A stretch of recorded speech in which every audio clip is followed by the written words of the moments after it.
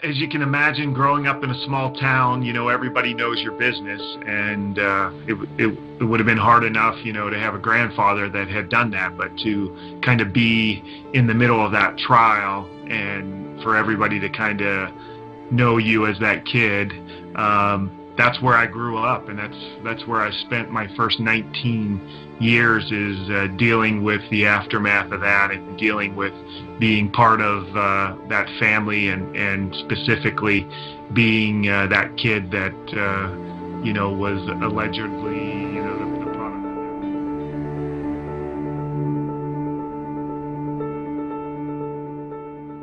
Welcome to the Secrets of Success podcast. I'm your host, Dr. Ken Keis. Well, today's show, just finished recording with Nelson Tressler. Nelson has an amazing story. Now, the story has got a lot of trauma that's connected to it, yet he came out on the other side of that, taking responsibility regardless of what occurred. So I don't really want to give away the details, but I think the average person would have not made it through the dynamics that he did and his family did with him. Now, Nelson has now written a new book, The Unlucky Sperm Club. I know it's kind of a play on words, but his point being that no matter what, you can take responsibility to have your life go in the direction that it needs to go. Now, that being said, sometimes people don't know what their direction is. And after over 30 years, we have finished putting together our brand new online course, depending on when you're listening to this podcast, based on my book, The Quest for Purpose.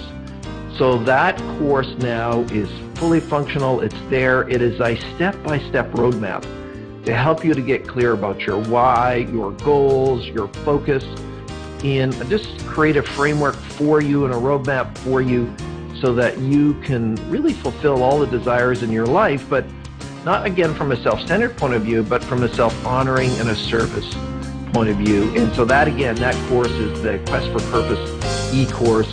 It's there for you. It includes 4 of our assessments, and it will just transform anybody's life if you do the work. It's what I went through and did, similar, not as detailed and framed out as this course in 1989.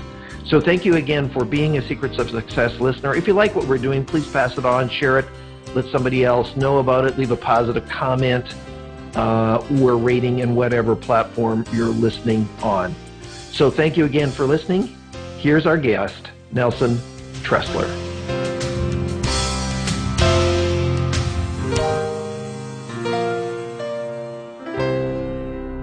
Welcome to the Secrets of Success podcast. I'm your host, Dr. Ken Keis. Well, are you lucky or are you unlucky? And what does that mean for your destiny in life or direction in life or impact on your life? Well, we're going to find out today with our guest, Nelson Tressler, who's written a kind of unique book title. I didn't even want to kind of say it on air, The Unlucky Sperm Club, but we'll get into his book and that content in a moment. But Nelson, welcome to the show. Thanks for having me, Ken.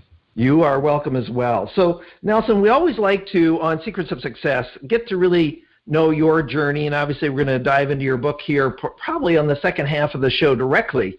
But, what's Nelson's story as far as where he was born and grew up and kind of your heritage as a family as a teenager and a kid? Sure. Yeah, I've got quite the unique origin story. My mom became pregnant with me when she was 15 years old. And my mom is one of 15 children. Her father was the local trash collector in a small town. What part of the country was that in, Nelson? Pennsylvania. 15. Yep. Wow. Yeah. Wow. And where was your mom in the child order? Was she younger, older?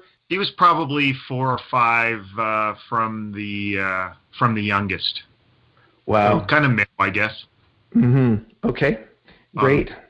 Continue. Well, yeah, while she was pregnant with me, her father drove into the small town square.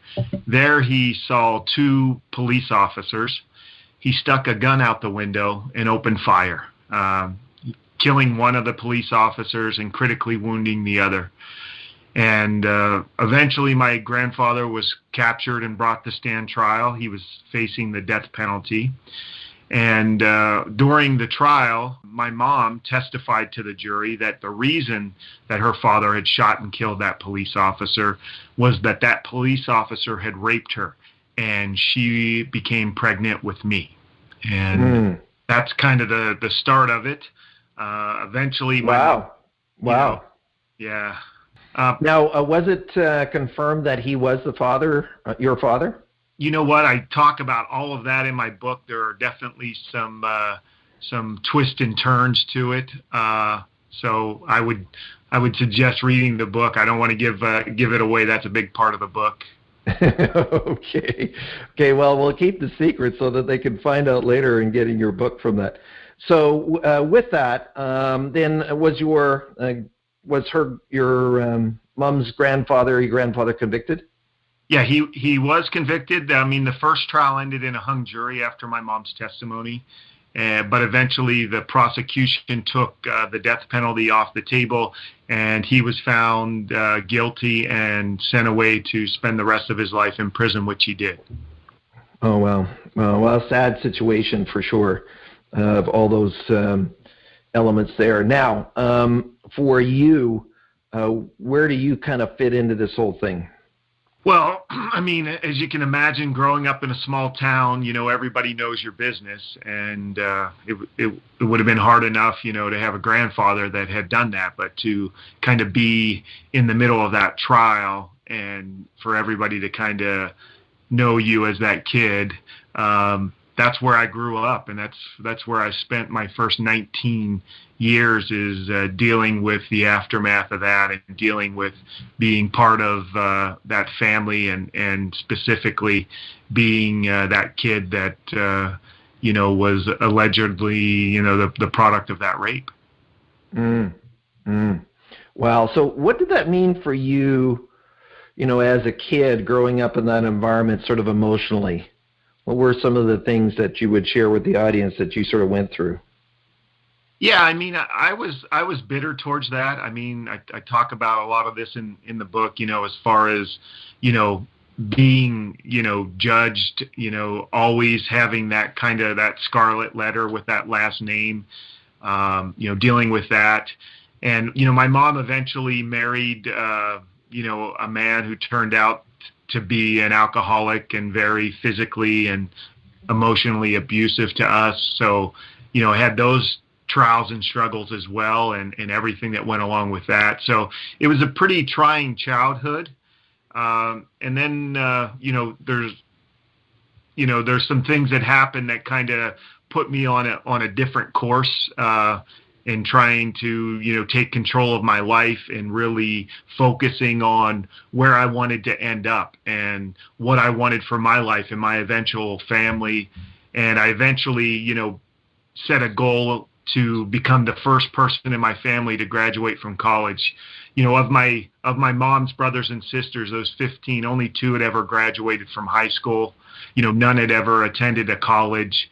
And, I eventually, because of the lifestyle that was being lived by my mom and my stepdad, she eventually had, 4 more children with him.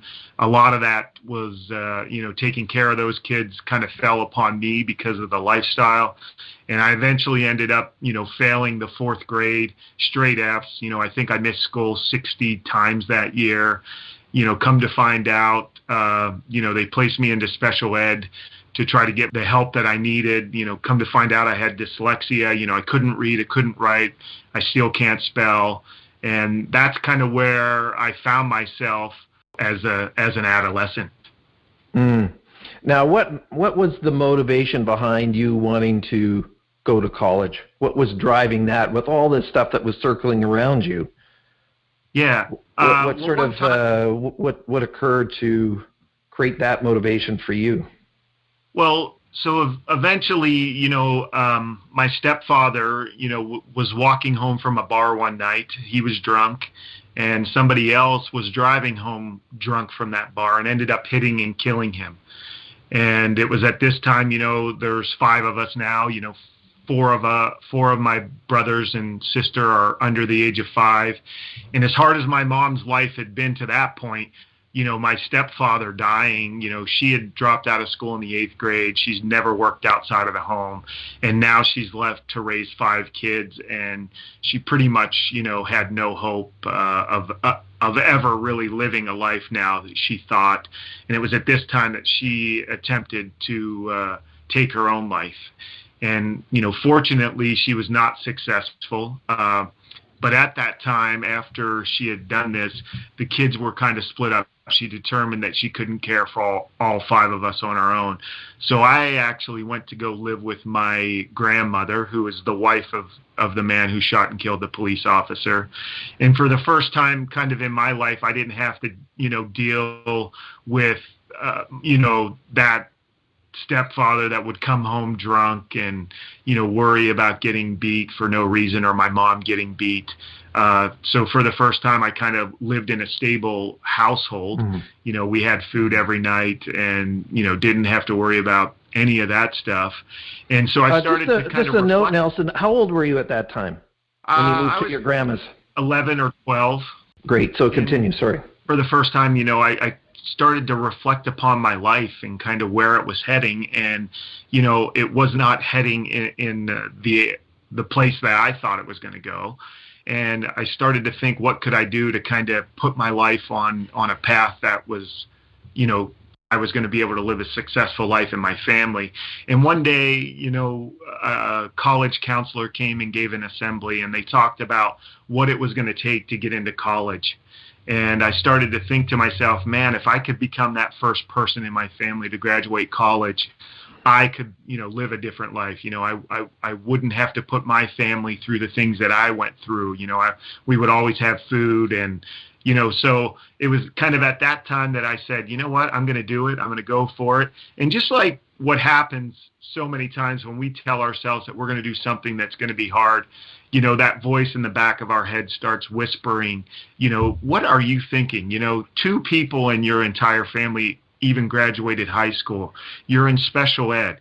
You can't read. You can't write. You can't spell. Like, you'll be lucky to graduate high school, let alone college. But, I really had no alternative. My life was not going the way that I wanted it to.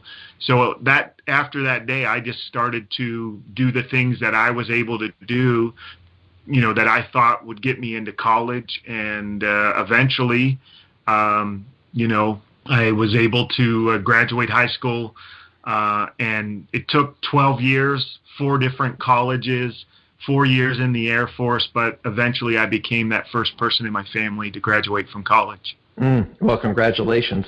Thank you. I appreciate that. I'm going to drill into that a little bit more here in a moment, but I just want to hear about your relationship with your grandma, and knowing that it was her husband, your grandpa, that was responsible for this. What was that relationship like, and what was your grandma like?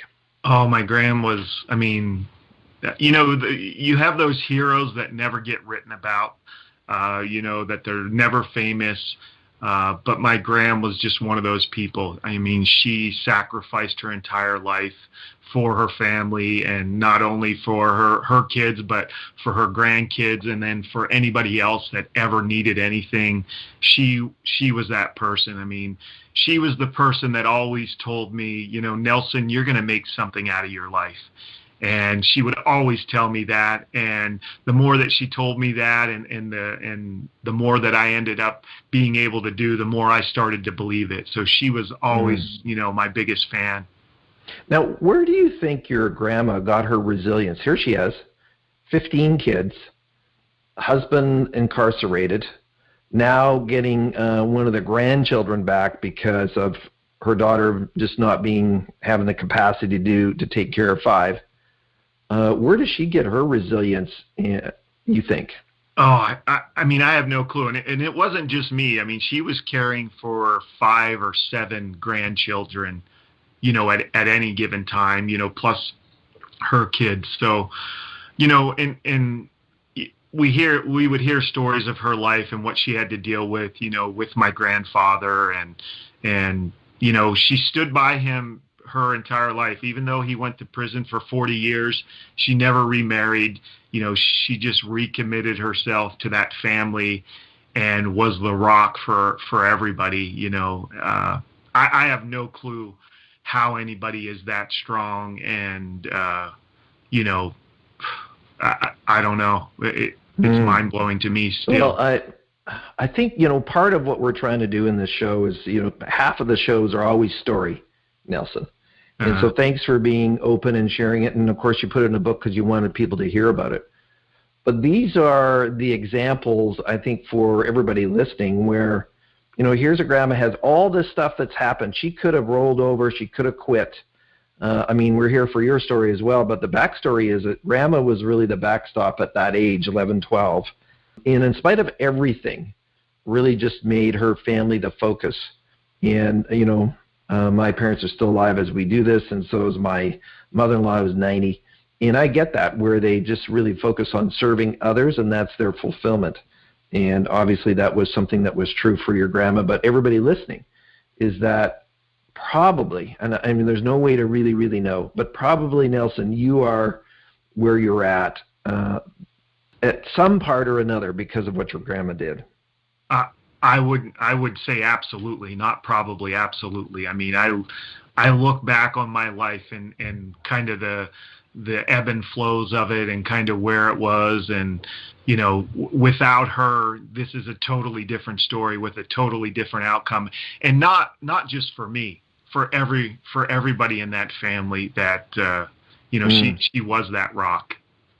Well, when you think about that, that's a legacy, and that's for everybody listening here too, is that no matter what's happened to you, you always have an opportunity to build into somebody else's life and make a difference, which is, part of our purpose here is to help others to live, lead, and work on purpose. So you went to college. What did you take in college? What was sort of the focus that you were interested in?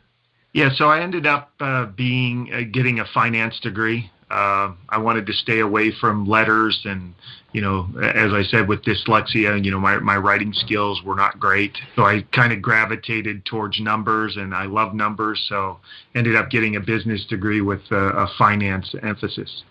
Now, you mentioned the Air Force in there. Where did that fit in? That was before, after, or in the middle of sort of college days? Yeah, so I ended up, I got into college because I was a pretty good athlete, and I had one school that wanted me to come and play football for them. So I ended up going there and playing football for a year, and it ended up that I couldn't afford to go back to school after my first year. And, just like any goal, there's always those roadblocks and those hurdles that you have to kind of figure a way out. And the Air Force was kind of my way to continue my dream and my goal of graduating from college. But it also, the Air Force got me out of that town where, I meant, I had all that baggage of who I was and what I represented. So the Air Force was a perfect scenario for me on both of those cases. What did you do in the Air Force? What was sort of your assignment? So I worked on the flight line on avionics and electronics. I worked on a radar jamming, communication jamming aircraft. Wow. So that's pretty cool that, here's this dyslexic kid, and next thing you're working on fighter jets. Yeah. So you were in the Air Force for how long? I did 4 years. Okay, and then you got your college degree as a result of that? No, so I got on the GI Bill, which is, they pay you, you put money into an account and then they, 10 times it, or I can't remember the exact scenario, but I went to school as much as I could when I was in the Air Force, but then eventually, I got out and finished up my degree. It took me 3 years after getting out of the Air Force to finish the degree. Well, congratulations, Nelson. So here you are. You're out of the Air Force. You finished your degree. Now what did you do? So I came to the last semester of college and come to find out that I needed an internship, and I didn't realize that. And I originally wanted to be a stockbroker, and so I tried to get an internship at a stockbroker house, and there were none available. Anyhow, I ended up getting the only internship I could at a commercial real estate firm. Didn't even know what commercial real estate was, but I thought, I need this to graduate, and it wasn't an option to go another semester. I mean, at this time, I'm 27 years old. I'm married. I have a newborn baby. I needed to get out there and start making some money. So I took this internship, and to come to find out that I just had a knack for that business and a knack for helping people put together deals. And after the internship, the person who hired me for that, talked me into coming on his team, and I've worked in that industry for the past 20 years. Wow. Now, you mentioned something in passing here. Where did your wife show up, and where did you meet her? So I met my wife. I came to Vegas on temporary duty. Ended up meeting her while I was here, and then did the long distance thing for 9 months. We ended up getting married with 9 months left in the military, and then after that, we both decided we weren't going to go back to each other's hometown. We wanted to start fresh, but we went to Washington, not knowing a soul, Washington State. And then that didn't end up working out. We couldn't find jobs, and I couldn't get back to school with the money that we were making. And my wife's dad is a dentist here in Vegas, and he was losing his dental assistant at the time, and he decided that he would hire my wife and train her. And so we came back to Las Vegas, and she worked for her dad, and I ended up starting a window cleaning business here in Vegas, and used that and worked my way through school. Cool. Well, congratulations on that. These little things, gems that sometimes we don't think are important are part of the story and part of the journey. So what do you think it was about commercial real estate that was kind of your real wheelhouse as you got into it? What, with all the things that went on, what were some of the things that you were bringing to the table from a mindset point of view, or even a skill point of view, that made you successful there, at least to start with, for sure? Yeah, so I mean, I was a broker, so a broker's job is to kind of bring deals to people and put deals together, and you're not part of the deal except that you're bringing the buyer and the seller together, and then you're trying to convince them to end up doing the deal. So I think I just loved helping people. I was a deal junkie. I loved putting deals together and seeing what had to happen. And I loved business. I've always kind of had that entrepreneurial gene in me. So here I was, I wasn't able to really start these type of businesses at this stage of my career, but I was able to help put them together. And I really love that, and love the birth of new businesses by finding them the proper real estate and really helping them get going. And all these people that I was working with at this time were small business owners, and I just loved helping them, fulfill their dreams and starting their businesses. Cool. Well, my son is in real estate, so I get the deal and putting all the things together and all the moving pieces. Now, with that, how did you manage with your dyslexia in that environment? Because there's legal documents, there's all those elements. Obviously, the computer's now invented, so it will show us if we've misspelled something, as a fellow person with dyslexia. So how did you sort of manage that in that environment? Yeah, fortunately for me, I was dealing with what we called letters of intent, and that was kind of the documents that went back and forth between buyers and sellers and landlords and tenants. And fortunately, you're only talking about 15 or 16 of the main deal points, and we got to use a template for that, so it was really plug and play. And so it wasn't like I was redrafting a new document every time. I could just pull it off the computer, input the particulars, and then get it out there. And, that was still a struggle for me, at this time. So, yeah, I was scared about that. But I think because I struggled so bad with the written word, that I actually was able to convey what I wanted to, verbally. And a lot of what you're doing as a broker is on the phone talking to people talking about deals and things. And then eventually I got to the point where, I had an assistant that was really good at being able to write these documents up and proofread them and all that. And so I was able to pass that along to them and then really focus on where my strength was, talking on the phone and talking about all the particular deals and what was good and what we needed to work on. Cool. Well, thank you for that. Well, one of the reasons that you were wanting to be on the show and just around your new book. Now, of course, we talked off air before we got on as far as the title of the book, The Unlucky Sperm Club. And really your focus, as you mentioned in some of your notes to me, was, your story in overcoming setbacks. What was the motivation to write, here's a dyslexic guy, what was the motivation behind writing this book? I was fortunate enough. I was in commercial real estate, but, through that 20 years, I was able to start some of my own businesses. And I was fortunate enough to, with my partner, we built out one of the largest privately held pet resorts in the country and was able to exit from that business. And we built, some children's learning centers here in Vegas and, family fun centers. But fortunately, I was able to exit those businesses and get to a point in my life where, what am I going to do next? I'm still a young guy, and you talked about a legacy, and I thought, what would I want to do now with my life that, I didn't have to, do that grind to make money. I was kind of set there. I still own a bunch of commercial real estate. So it was just, what did I want to do? And this is, helping people fulfill their goals and dreams was where I wanted. After I became that first person to graduate from college, I became obsessed with goals and personal development. And I've used goals, in every area of my life over the last 20 years. And I saw what a difference it would make. And I started to think about why I was born in the situation that I was born in.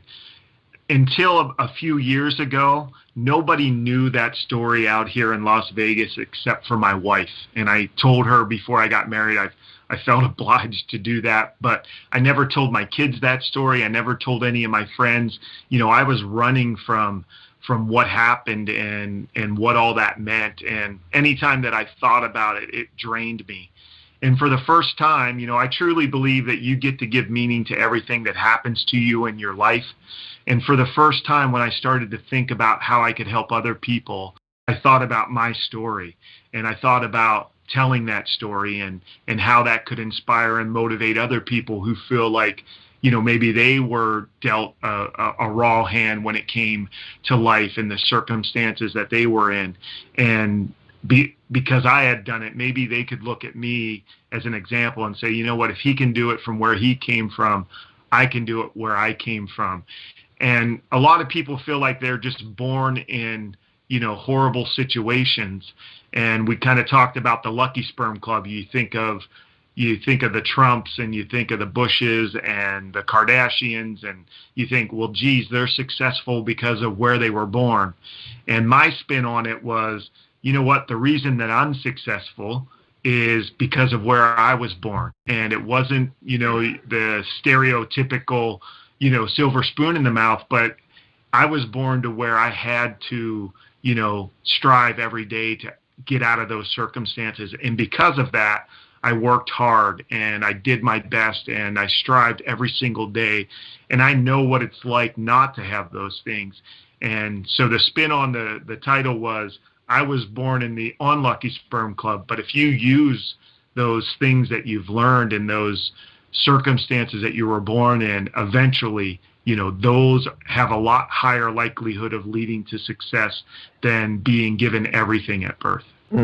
Well, it's interesting, and I appreciate that, Nelson. We've had these debates with other individuals in the show, or just, in social media too, where some people really want to play the victim card. And said, well, I'm this because of what everybody else did to me, and they want to blame sort of the world and their situations. What do you say to people that have sort of that mindset? Well, the problem with blaming anything on anybody else or anything else is that you give away control.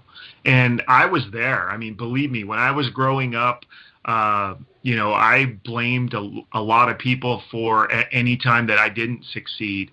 And whenever I started to succeed, I realized that I was in charge of my own success. I didn't give it to anybody else or anything else or any other circumstances.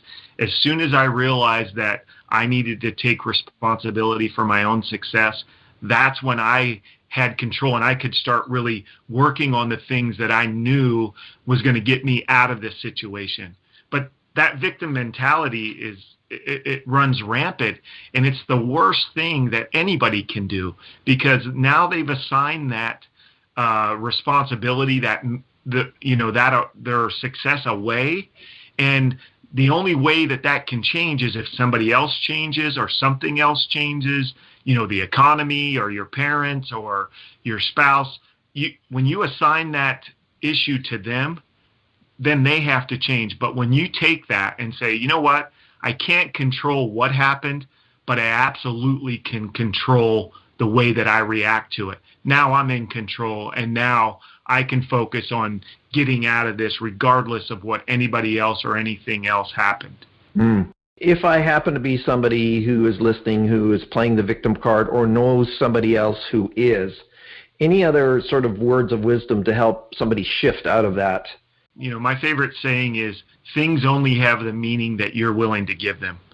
And just like with this book and the circumstances of my birth and the things that I went through as a youth, as soon as I started giving those a positive meaning was whenever, things started to change for that.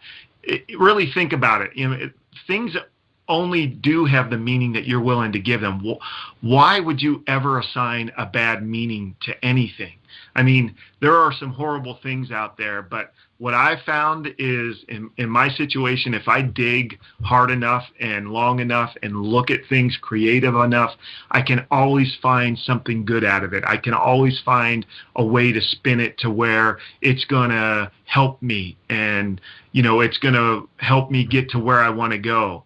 And I think that's the exact reverse as well. As no matter how good things are, you can give those a negative meaning. So, it's that mindset, and it's where you want to go, and it's finding that fuel, to go in the direction that you want to go. If you want to find the fuel to get out of bad situation, you'll be able to do that. If you want to find the fuel to play the victim card, you're going to find that as well, because you're totally in charge of assigning meaning to everything that happens to you.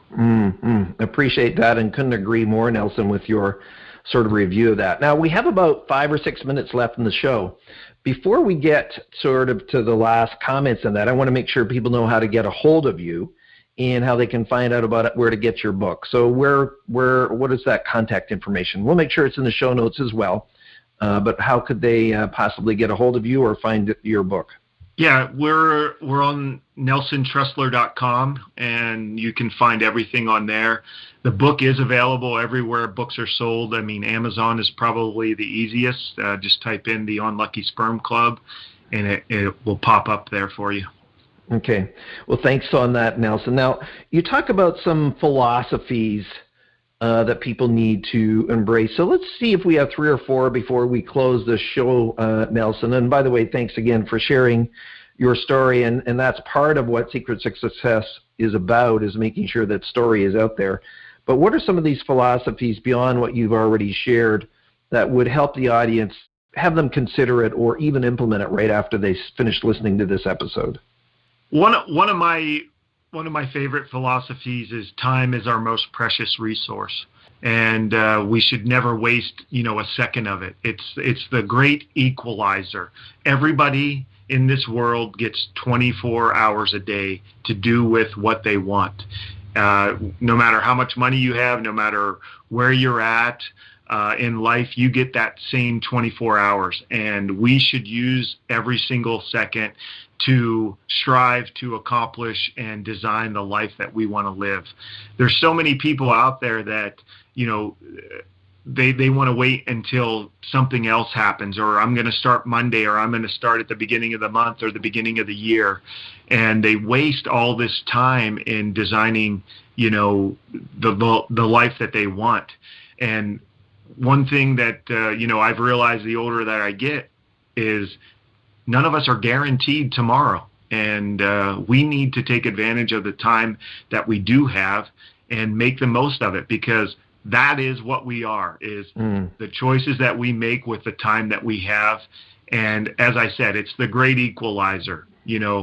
Everybody from Jeff Bezos, down to the unfortunate person on the corner with a sign, they both get the same 24 hours. The difference is the choices that they make during that 24 hours. Much appreciated. What are a couple others as we wind up with our sort of final few minutes of the show? Yeah, I mean, I like the philosophy as far as like never quitting. Goals may take longer. They might take turns.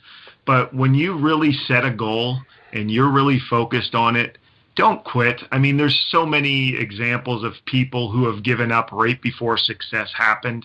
I mean, it's that proverbial, gold miner that's digging in the side of the mountain, and, they give up, and then somebody else comes in there and digs another 3 or 4 feet, and, they hit the biggest strike, ever. I think so many people give up right before they're about to reach success. And we all have that in the back of our mind as far as, our brain wants to keep us comfortable. And when things get hurt, our brain will scream at us to go back to where it's safe, go back to where you're comfortable. So I think just keep going. And if that goal is really what you want, if your why is really strong enough, if you don't quit, you'll eventually reach that goal. I truly believe that if you have enough time, enough energy, and enough focus, that you can achieve any goal that you want to. Thank you for that. So Nelson, any final words of wisdom for the audience and encouragement before we depart today? Yeah, you're in charge of your life. I mean, we talked a little bit about that. No matter where you're born, or no matter what your circumstances are, no matter where you find yourself, now or where you were, your future is totally up to you. You get to design it by the choices that you make. If you're not happy where you are, start to make different choices. Start to make choices that are going to get you to where you want to go. And it's not necessarily going to happen overnight. You can't change your life with one choice, but you absolutely can change the direction of your life with one choice, and then continue to make those types of choices. Especially in these trying times that we're in right now, once we know that we're in control of our lives regardless, then we can really focus on taking control and designing that life that we all want to live. Well, Nelson, thank you for sharing with that. People, you've been listening to Nelson Tressler, and his book is The Unlucky Sperm Club. Thanks, Nelson, for being with us. Yeah, thanks for having me on. What a great conversation, Ken. Yeah, you're welcome. Stay on the line, Nelson. So, Secrets of Success listeners, you know that we agree with what Nelson talked about, that no matter what your circumstances, no matter what's happened, is that playing the victim card is destructive to you. It's not going to help you to get where you want to go. And think about Nelson's story. I mean, a lot of us have been through a lot of stuff, but boy, if he can come through it, then for sure you can. And so, what is it you can do? What is a choice that you can take responsibility? What's the shift? What's the one item that you can think about today or tomorrow? And I'm really still thinking about his grandma, about how she impacted his life by being committed to help others. And I suspect if we were to ask her, that was really her purpose in life. So thank you as always for spending your, as he mentioned, time with us. And if you like what we're doing, please pass it on, share it, leave a positive comment on whatever platform you're listening on. You've been listening to Secrets of Success. I'm your host, Dr. Ken Keis. Thanks for exploring the secrets of success with us. If you want to keep the momentum going, log on to crgleader.com. Scroll to the bottom and sign up for our inspirational emails. You can also take your success to the next level by following us on Facebook and Twitter and connecting with Ken on LinkedIn. We hope you have a great week and look forward to you joining us next time for the Secrets of Success podcast with Dr. Ken Keis.